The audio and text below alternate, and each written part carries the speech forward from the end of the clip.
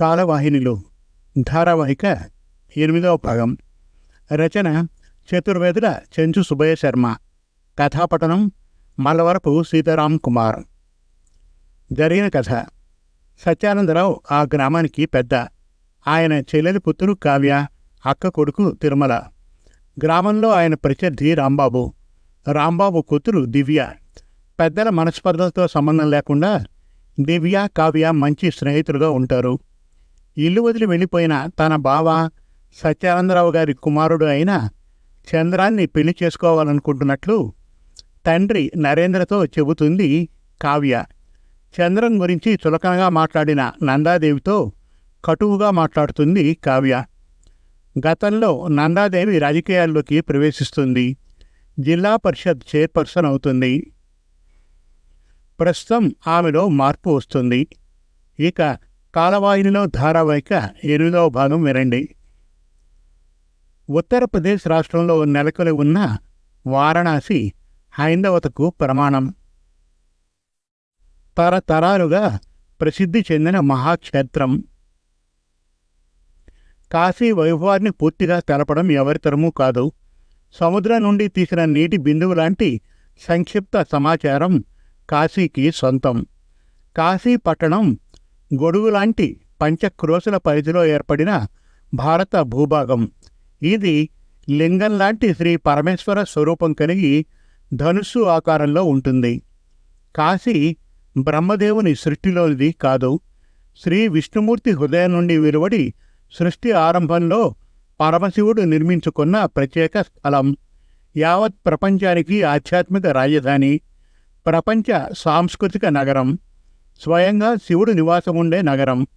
కలియుగాంత ప్రళయకాలంలో మొనగని అతి ప్రాచీన పట్టణం. శివుడు ప్రళయకాలంలో తన త్రిశూలంతో కాశీని పైకెత్తి కాపాడుతాడు. కాశీ యావత్ భూమిపైని సప్త మోక్షద్వారాల్లో ఒకటి.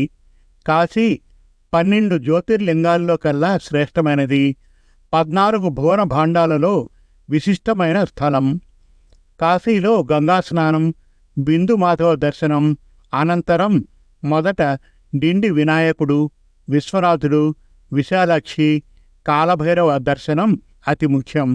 ఎన్నో జన్మల పుణ్యం ఉంటే తప్ప క్షేత్రపాలకుడు భైరవుడు జీవిని కాశీలోకి అనుమతించడు. కాశీలో మరణించిన వారికి యమబాధ, పునర్జన్మ ఉండదు. కాశీ ప్రవేశించిన జీవి యొక్క చిట్టా చిత్రగుప్తుడి నుండి మాయమై కాలభైరవుని వద్దకు చేరుతుంది. డిండి గణపతి. కాలభైరవుడు పరిశీలించి యమయాతన కంటే 32 రెట్లు అధిక శిక్షలు విధించి మరుజన్మ లేకుండా చేస్తారు. కాబట్టి కాశీలో కాలభైరవ దర్శనం తర్వాత పూజారులు వీపుపై కర్రతో కొట్టి దర్శించిన వారు కాశీ దాటి వెళ్ళిపోయినా పాపం అంటకుండా రక్షగా నల్లని కాశీదారం కడతారు. కాశీవాసం చేసేవారికి సమస్త యాగాలు, తపస్సులు చేసిన పుణ్యంతో పాటు అన్ని చక్రాలు ఉత్తేజితమవుతాయి. కాశీలో మరణించిన ప్రతి జీవికి శివుడు దర్శనమిచ్చి వాడి కుడి చెవిలో తారక మంత్రం పలికి మోక్షం ప్రసాదిస్తాడు. అందుకే కాశ్యాంతు మరణాత్ ముక్తి అని శాస్త్రవచనం. కాబట్టి చివరి జీవితాన్ని చాలామంది కాశీలో గడుపుతారు. మరణించిన వారి అస్థికులు కాశీ గంగలో కలిపితే గతించిన వారు మళ్ళీ కాశీలో జన్మించి స్వయంగా విశ్వనాథునిచే ఉద్ధరింపబడతారు. గోముఖం నుండి బయలుదేరే గంగమ్మ విచిత్రంగా దారి మళ్ళీ దక్షిణ దిశగా ప్రవహించి ధనుస్సాకారపు కాశీ పట్టణాన్ని చుట్టి తిరిగి తన దారిలో ప్రవహిస్తుంది. ఎంత కరువు వచ్చినా గంగమ్మ కాశీపట్టణం వదిలి దూరం జరగదు. పరమశివుని కాశీక్షేత్రంలోని కొన్ని వింతలు. కాశీలో గద్దలు ఎగరవు, గోవులు పొడవు, బల్లులు అరవు, శవాలు వాసనరావు. కాశీలో మరణించిన ప్రతి జీవి కుడి చెవి పైకి లేచి ఉంటుంది. కాశీలో మందిరం చుట్టూ అనేక చిన్న తోవ సందులు కలిగి అట్టి సందులు అనేక వలయాకారంలో చుట్టినట్లు ఉండి ఒక పద్మ వ్యూహంలాగా కొత్తవారికి జాడ దొరకకుండా ఉంటుంది. కానీ పూర్వం అక్కడ అనేక సుందర వనాలు, పూల మొక్కల చెట్ల మధ్యన ఉన్న మందిరాన్ని విదేశీ దండయాత్రల దాడుల నుండి కాపాడుకోవడానికి ప్రజలంతా గుడి చుట్టూ పెద్ద పెద్ద బంగళాలు కట్టి శత్రు సైనికులకు దారి లేకుండా చేశారు. అనేక దేశాల నుండి పెద్ద పెద్ద శాస్త్రవేత్తలు వచ్చి కాశీలో అక్కడి పరిస్థితులపై అనేక రీసెర్చీలు జరిపి ఆశ్చర్యపోయారు. అసలు ఈ కాస్మెటిక్ రేస్ ఎక్కడి నుంచి వస్తున్నాయి? ఊహకు అందని విషయం. అప్పటి పూర్వీకులు శక్తి చలనం ఉన్న చోటల్లా మందిరాలు నిర్మించారు. అంత పరిజ్ఞానం ఆ రోజుల్లో వారికి ఎక్కడిది అని పాశ్చాత్యులు ఆశ్చర్యానికి గురైనారు. కాశీ విశ్వేశ్వరులకు శవ భస్మంతో అభిషేక పూజ ప్రారంభిస్తారు. కాశీలోని పరాన్న భుక్తేశ్వరుణ్ణి దర్శించిన జీవికి పరుల అన్నం తిన్న రుణం నుండి విముక్తి లభిస్తుంది. కాశీక్షేత్రంలో పుణ్యం చేస్తే 1,000,000 రెట్లు ఫలితం ఉంటుంది. పాపం చేసినా 1,000,000 రెట్లు పాపం అంటుతుంది. విశ్వరాజుని అభిషేకించిన తరువాత చేతి రేఖలు మారిపోతాయి. అక్కడ శక్తిపీఠం విశాలాక్షి అమ్మవారు జగత్ అంతటికీ అన్నం పెట్టే అన్నపూర్ణాదేవి నివాస స్థలం కాశీ. కాశీలో గంగమ్మ తీరాన 84 ఘాట్లు ఉన్నాయి. అందులో దేవతలు, ఋషులు, రాజులతో పాటు ఎందరో తమ తమ శక్తితో నిర్మించినవి ఎన్నో ఉన్నాయి. అందులో కొన్ని ముఖ్యమైనవి. దశాశ్వమేధ ఘాట్. బ్రహ్మదేవుడు 10 సార్లు అశ్వమేధ యాగం చేసింది అక్కడే. రోజు సాయంకాలం గంగామాతకు హారతి జరుగుతుంది. ప్రయాగ ఘాట్. ఇక్కడ భూగర్భంలో గంగతో యమున, సరస్వతులు కలుస్తాయి. సోమేశ్వర ఘాట్ చంద్రునిచే నిర్మితమైనది. మీర్ ఘాట్ సతీదేవి కన్ను పడిన స్థలం. విశాలాక్షిదేవి పీఠం. ఇక్కడ యముడు ప్రతిష్ఠించిన శివలింగం ఉంటుంది. నేపాలీ ఘాట్. పశుపతినాథ్ మందిరం బంగారు కలశంతో నేపాల్ రాజు కట్టించాడు. మణికర్ణికా ఘాట్. ఇది కాశీలో మొట్టమొదటిది. దీనిని విష్ణుదేవుడు స్వయంగా సుదర్శన చక్రంతో తవ్వి నిర్మించాడు. ఇక్కడ సకల దేవతలు స్నానం చేస్తారు. ఇక్కడ గంగ నిర్మలంగా పారుతుంది. ఇక్కడ మధ్యాహ్న సమయంలో ఎవరైనా సుచేర స్నానం చేస్తే వారికి జన్మజన్మల పాపాలు తొలగిపోతాయి. జీవికి ఎంత పుణ్యం ప్రాప్తిస్తుందో చతుర్ముఖ బ్రహ్మదేవులకు కూడా వర్ణనాతీతం. విశ్వేశ్వర ఘాట్. ఇప్పుడు సింధియా ఘాట్ అంటారు.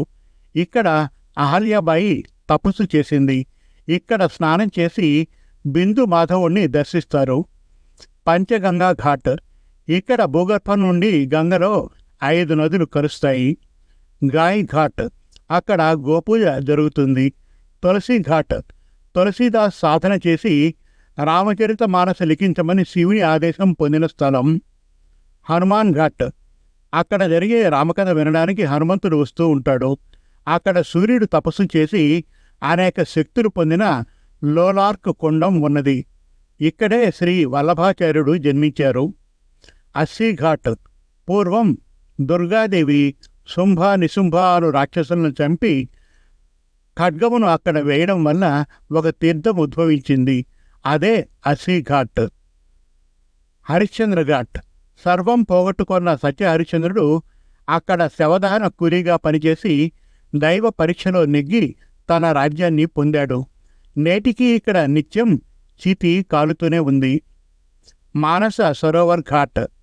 అక్కడ కైలాస పర్వతం భూగర్భ జలధార కలుస్తుంది.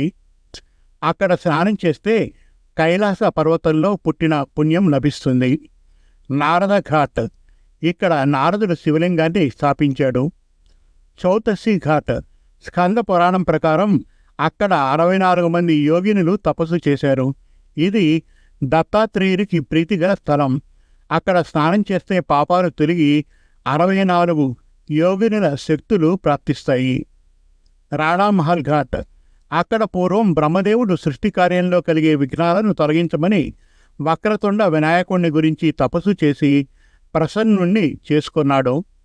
అహల్యాబాయి ఘాట్. ఆమె కారణంగానే మనం ఈరోజు కాశీ విశ్వేశ్వరుణ్ణి దర్శిస్తున్నాం. కాశీలోని గంగానదీ ప్రవాహంలో అనేక ఘాట్స్ దగ్గర ఉద్భవించే తీర్థాలు ఇక్కడ కలుస్తాయి. పూర్వం కాశీలో దేవతలు, ఋషులు, రాజులు నిర్మించిన అనేక మందిరాలు, కట్టడాలు, వనాల మధ్యన విశ్వనాథుని మందిరం ఎంతో వైభవోపేతంగా వెలుగొందింది. కానీ విదేశీ దండయాత్రకులు కాశీని లక్ష్యంగా చేసుకుని దాడులు చేసిన తర్వాత ఉన్న కాశీని మనం చూస్తున్నాం. విశ్వనాథ, బిందు మాధవతో పాటు ఎన్నో అనేక మందిరాలను కూర్చి మసీదులు కట్టారు. నేటి విశ్వనాథ మందిరంలో నంది మసీదు వైపు గల కూల్చబడ్డ మందిరం వైపు చూస్తూ ఉంది. అక్కడ శివుడు త్రిశూలంతో తవ్విన జ్ఞానవాపి తీర్థం బావి ఉంటుంది. ఈరోజు మనం దర్శించే విశ్వనాథ మందిరం అసలు మందిరానికి పక్కనే ఇండోర్ రాణి అహల్యాబాయి హోల్కర్ గారు కట్టించింది. కాశీ వారణాసి స్మరణం మోక్షకారకం. సత్యానందరావు, సావిత్రి, నరేంద్ర, జానకి, కావ్య, సదాశివం, అన్నమ్మ, తిరుమలరావు, సోమయాజులు, అన్నపూర్ణమ్మ, రామయోగి కాశీక్షేత్రం చేరారు. మనస్సు మంచిదైతే అంతా మంచిగా దొరుకుతుందన్న సామెత రీతిగా వారికి హనుమ అనే పేరుగల ఒక తెలుగు గైడ్ తటస్థపడ్డాడు. 30 ఏళ్ల ప్రాయం. అతను 24 సంవత్సరాలుగా కాశీవాసి. పై అన్ని వివరాలు హనుమ వారికి తెలియజేశాడు. క్రమంగా అన్ని స్థలాల్ని దర్శింపజేశాడు. 12 జ్యోతిర్లింగాల వివరాలు తెలిపాడు. 12 జ్యోతిర్లింగాలు, అవి ఉన్న ప్రాంతాలు, వాటి రాసులు. రామేశ్వరం తమిళనాడు మేషరాశి, సోమనాథ్ గుజరాత్ వృషభ రాశి, నాగేశ్వరం గుజరాత్ మిథున రాశి, ఓంకారేశ్వరం మధ్యప్రదేశ్ కర్కాటక రాశి, వైద్యనాథ్ జార్ఖండ్ సింహరాశి, శ్రీశైలం ఆంధ్రప్రదేశ్ కన్యారాశి, మహాకాళేశ్వరం మధ్యప్రదేశ్ తులారాశి, కృష్ణేశ్వరం మహారాష్ట్ర వృశ్చిక రాశి, విశ్వేశ్వరం కాశీ ధనురాశి, భీమశంకరం మహారాష్ట్ర మకర రాశి, ఉత్తరాఖండ్ కుంభరాశి, త్రయంబకరేశ్వరం మహారాష్ట్ర మీనరాశి. వారు వారణాసిలో 5 రోజులు ఉన్నారు. ఆ 5 రోజులు హనుమ వారితోనే గడిపాడు.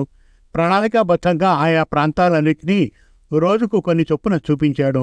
3 సార్లు పడవల్లో వారిని సూర్యోదయానికి ముందే అవతలి దరికి తీసుకుని వెళ్ళి స్నానాలు చేయించాడు. 4 రోజులు ప్రతి సాయంత్రం గంగామాతకు దశాశ్వఘాట్లో జరిగే మహాహారతిని తిలకించారు ఆ 5 రోజులు.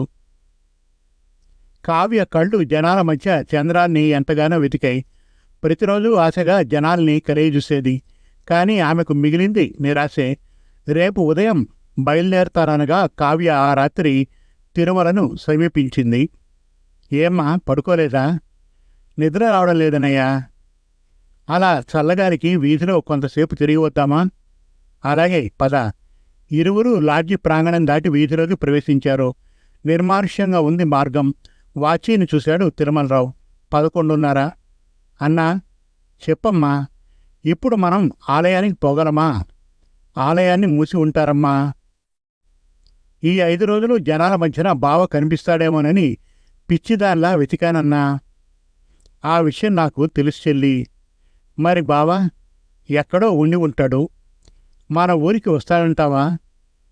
తిరుమలరావు వెంటనే జవాబు చెప్పలేకపోయాడు. అన్నయ్య, ప్రశ్నార్థకంగా తిరుమల ముఖంలోకి చూసింది కావ్య. నిలబడి కళ్ళు మూసుకొని ఉన్న తిరుమలరావు కళ్ళు తెరిచాడు. తప్పక బావ వస్తాడమ్మా, గట్టిగా చెప్పాడు. అన్నయ్య, ఆశ్చర్యంతో చూసింది కావ్య తిరుమల ముఖంలోకి. నా మాటను నమ్ము చెల్లి, చిరునవ్వుతో చెప్పాడు తిరుమల. కావ్య వదనంలో వింత కాంతి, పెదవులపై దరహాసం. సన్నగా తుంపర ప్రారంభమైంది. నీటి బిందువులు శరీరాల్ని తాగ్గానే ఇరువురి మనస్సుల్లో జలధరింపు. తిరుమలరావు ఆకాశం వైపు చూశాడు. అమ్మా, వర్షం తీవ్రంగా రావచ్చు, పద వెళ్ళిపోదాం. సరే అన్నయ్య. నీ మాటలు విన్నాక నా మనస్సున ఎంతో ఆనందం. అవి నా మాటలు కావు, ఆ సర్వేశ్వరునివే. వారు పలకరించారు, నేను పలకలేదు. కావ్య ఆనందంగా నవ్వింది. ఇరువురు లాడ్జిలో ప్రవేశించారు, పడుకున్నారు. మరుదినం 7 గంటలకు ఎయిర్పోర్ట్కు బయలుదేరారు. వయా హైదరాబాద్, చెన్నైల మీదుగా ఎయిర్లో ప్రయాణించారు. ఆ యాత్ర అందరికీ ఎంతో ఆనందాన్ని కలిగించింది. మనస్సులకు శాంతిని ప్రసాదించింది. దైవం మీద నమ్మకాన్ని, ఆరాధనాభావాల్ని ద్విగుణీకృతపరిచింది. ఇంకా ఉంది. కాలవాహినిలో ధారావాహిక 9వ భాగం త్వరలో. మరిన్ని చక్కటి కథల కోసం, కవితల కోసం, వెబ్ సిరీస్ కోసం మనతెలుగుకథలు.com విజిట్ చేయండి.